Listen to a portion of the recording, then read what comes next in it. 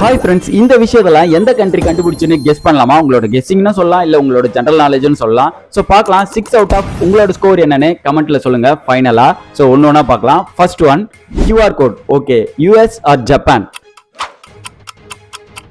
Okay, Japan சொல்லியிருந்தீங்கன்னா கரெக்டான answer. So second one காரை வந்து ரஷ்யாவா இல்லை ஜெர்மன் கண்டுபிடிச்சாங்களா?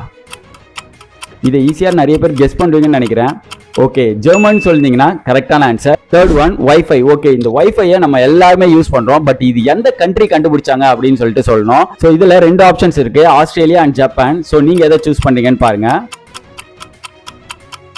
ஓகே, ஆஸ்திரேலியான்னு சொல்லியிருந்தீங்கன்னா கரெக்டான answer. And fourth one chocolate bar. எல்லாருக்குமே சாக்லேட் பிடிக்கும்னு நினைக்கிறேன். உங்களுக்கு சாக்லேட் பிடிக்கும்னா இந்த வீடியோவுக்கு ஒரு லைக் ஒன்று போட்டுருங்க.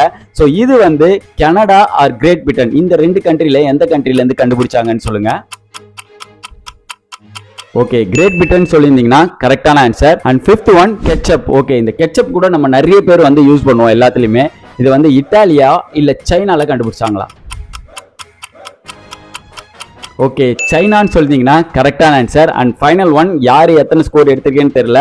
ஸோ லாஸ்ட் ஒன் பார்க்கலாம். டெனிம், அதாவது நம்ம ஜீன்ஸ் பேண்ட்லாம் யூஸ் பண்றோம்ல, அந்த துணி, அது யார் கண்டுபிடிச்சது?